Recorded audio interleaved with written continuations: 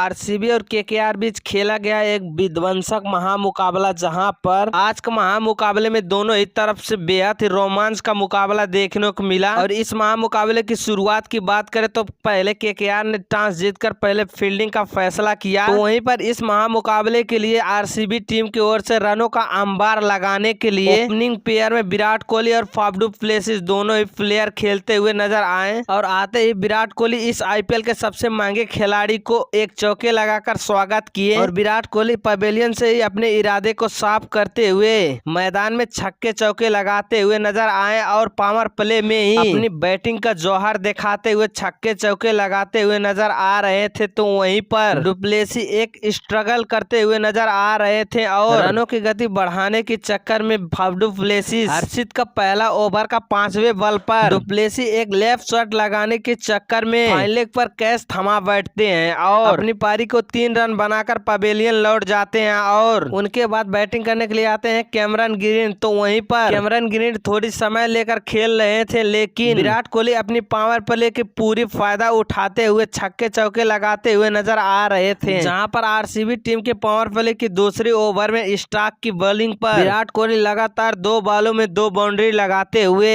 3 over में score board को 45 run की पार कर देते हैं। और फिर जाकर कैमरन ग्रीन ने अपने बल्ले से कोहराम मचाते हुए रनों को अंबार लगाते हुए ग्राउंड पे छक्के चौके की बारिश करते हुए नजर आ रहे थे। तो वहीं पर केकेआर टीम की सभी प्लेयर एक पर एक कर इस मुकाबले में कैच को छोड़ते हुए नजर आ रहे थे। वहीं पावर प्ले की आखिरी ओवर में सुनील नारायण की बॉल पर विराट कोहली ने लगातार बाउंड्री लगाते हुए 2 छक्के और 1 चौके की मदद से स्कोर बोर्ड को 70 रन की पार कर दिए थे। और विराट कोहली को बखूबी साथ निभाते हुए नजर आ रहे थे कैमरन ग्रीन भी। केकेआर टीम के खिलाफ कैमरन ग्रीन ने अपनी बल्ले से 6ठे ओवर की लास्ट बॉल पर छक्के लगाकर रसल के ओवर में 8वें ओवर के चौथे बॉल पर फिर एक बार छक्के लगाने के मंसूबे से बल्ला घुमाए, लेकिन इस बार आंद्रे रसल की शिकार हो जाते हैं। और कैमरन ग्रीन 2 नंबर पर आरसीबी की ओर से 21 बॉल पर 33 रन बनाकर आउट होकर पवेलियन लौट जाते हैं। और फिर उसके बाद बैटिंग करने के लिए आते हैं ग्लेन मैक्सवेल क्रीज पर आते ही अपनी पहली बॉल पर ही बल्ला घुमाने की कोशिश करते हैं, लेकिन उस पर नाकाम हो जाते हैं। और फिर जाकर दूसरी बॉल पर छक्का लगाते हुए आंद्रे रसल की बॉल पर ग्लेन मैक्सवेल ने जमकर कुटाई करते हुए छक्के चौके लगाते हुए अग्रेशन के रूप में खेलते हुए नजर आ रहे थे। लेकिन मैक्सवेल ने जैसे ही अपनी पारी को तेज दरार में बैटिंग करते हुए नजर आए तो वहीं पर सुनील नारायण के ओवर में ग्लेन मैक्सवेल ने छक्का लगाने के मंसूबे से बल्ला घुमाते हैं, लेकिन गेंद कैच उठ जाती है। फिर भी केकेआर के प्लेयर उस कैच को छोड़ देते हैं और अभी भी ग्लेन मैक्सवेल रुकने के नाम नहीं ले रहे थे और बाउंड्री लगाते हुए केकेआर टीम की बॉलरों को नाखून चबाने पर मजबूर करते हुए नजर आ रहे थे। और तभी जाकर मैच के 13वें ओवर के 5वें बॉल पर हर्षित के आगे कैच थमा बैठते हैं और ग्लेन मैक्सवेल भी 19 बॉल में 28 रन बनाकर पवेलियन लौट जाते हैं। और 4 नंबर पर रजत पाटीदार बैटिंग करने के लिए उतरते हैं। तो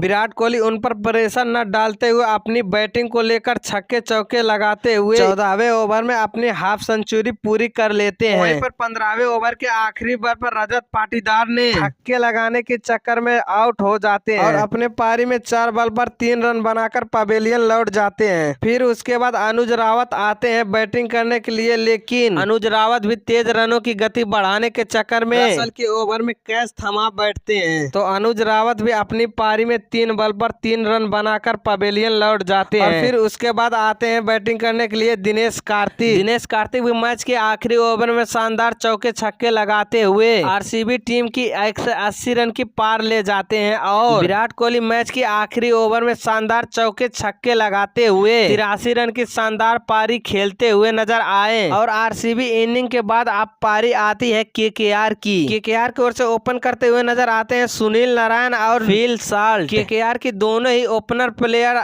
आरसीबी पर बेहद ही जमकर बरसते हुए नजर आए और सुनील नारायण एस दयाल की ओवर में लगातार छक्के चौके लगाते हुए 1 ओवर में 17 रन की विस्फोटक पारी खेल दिए थे। और फिर जाकर मोहम्मद सिराज की तीसरी ओवर में लगातार चौके छक्के लगाते हुए मैच को लगभग पावर प्ले में ही जीत की तरफ ले जा चुके थे। और सुनील नारायण और साल्ट दोनों ही मिलकर शतकीय पारी खेलते हुए केकेआर टीम की लगभग जीत के दहलीज पर पहुंचा दिए थे। और डागर की तीसरी गेंद पर सुनील नारायण बोल्ड हो जाते जाते हैं और पवेलियन चलते बने थे। सुनील नारायण अपनी पारी में 32 बॉल पर 47 रन की विस्फोटक पारी खेलकर केकेआर टीम की काम कर जा चुके थे और उसके तुरंत बाद साल्ट भी अपने विकेट गवा देते हैं और फिल साल्ट भी अपने पारी में 20 बॉल पर 30 रन बनाकर पवेलियन लौट जाते हैं। और अब क्रीज पर आते हैं वेंकटेश अय्यर और श्रेयस अय्यर, दोनों ही प्लेयर 3 ओवर से पहले ही केकेआर टीम को जीत दिला देते हैं और इस महामुकाबले में फिर एक बार आरसीबी टीम अपने घर पर धराशायी हो जाती है।